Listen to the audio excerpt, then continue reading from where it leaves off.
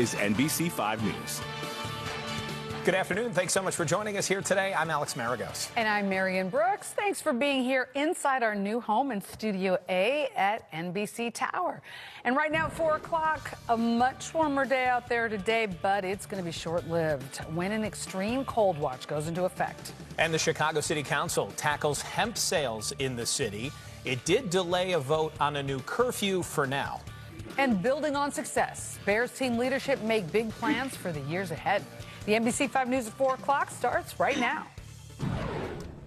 And we're going to start off with some breaking news out of Aurora, a shooting involving a police officer. This happened near a gas station at Broadway and North Avenue. Police say there is no risk to the public at this point, but they're not really releasing very much information.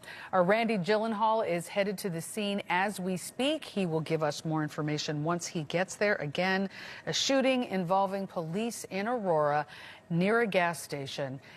Randy Gyllenhaal on his way now. We have also more breaking news at this hour. Firefighters are battling a fire at a church in Ford Heights. Sky 5 over the scene. Take a look at this picture. That church looking destroyed. From this view, you can see all that smoke coming out of the top of that church.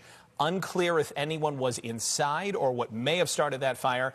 NBC 5's V. Wynn is on the way to that scene, and we will bring you another update in our later newscasts. And now to our weather, continuing to be the story to watch. We've got temperatures hovering around 30 degrees today, upper 20s. Big difference from yesterday. You know, I'm starting to feel grateful for 30 degrees right? because of what we've already dealt with on Monday and what's coming our way. Aisha, we need to value this while we have it. We really do, because by Friday, we're talking actual high temperatures just below zero. Oh, wow. So yeah, enjoy the mild weather while we have it. Again, it's all perspective here. Today, we got you in the 30s. Tomorrow, we'll be in the 20s. And then again, by the end of the week, it is going to get really, really cold.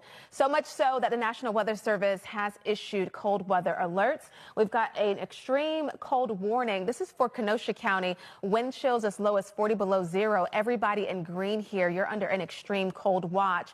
This goes into effect Thursday night into Friday morning. That's for wind chills as low as 35 below zero. So let me show you the numbers here over the next couple of mornings. Thursday morning, so tomorrow morning, the low temperature will be 12. That's the actual air temperature, but it will feel like 1 below zero. By Friday morning, the actual air temperature 10 below zero. It will feel like it's cold as 35 below zero. And then by the weekend, air temperature 8 below zero. It will feel like 15 below zero. So we've got dangerous cold that will be coming our way over the next several days. In addition, this weekend, we've got a chance for snow, a pretty impactful snow as well. We'll talk more about that coming up in my full forecast. Back to you guys. All right, see you in just a few minutes. Thanks so much, Aisha.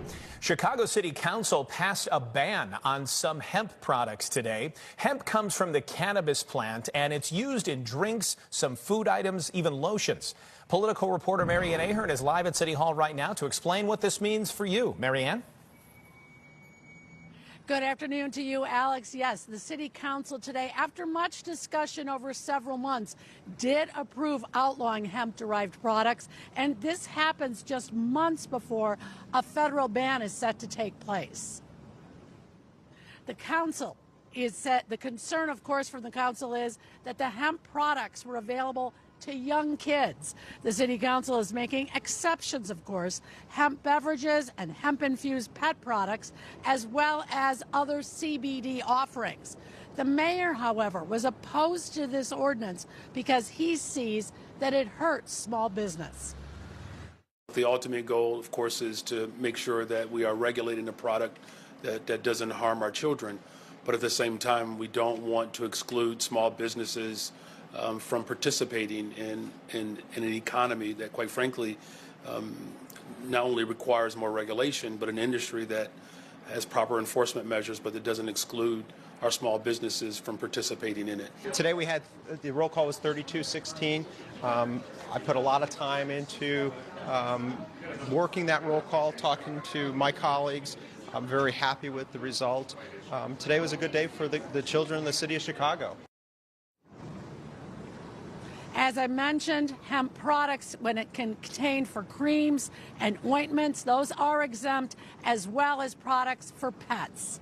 Now, on a separate issue, we're talking about teen curfew, another issue that we have been chatting about for months with the City Council. Several teen takeovers leading to chaos downtown and at beaches.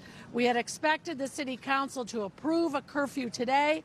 That did not happen, but one more delay. Alderman Brian Hopkins tweaked his original plan, and the council will wait till next month.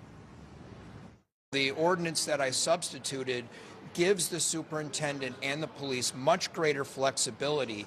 If they're aware of a teen trend, they can use existing authority to break up an illegal gathering, to break up a gathering that's chaotic or committing crimes, a large group of people taking over the streets. We don't need a new law to give them authority to enforce that dispersal ordinance. They already have it. So this was the first city council meeting of the year, and if you recall, there was a lot of tension at the end of the year over the city budget. I'd have to report back to you, things went much more smoothly today. Reporting live from City Hall, Marianne Ahern, NBC 5 News. Marianne, thanks so much for the updates.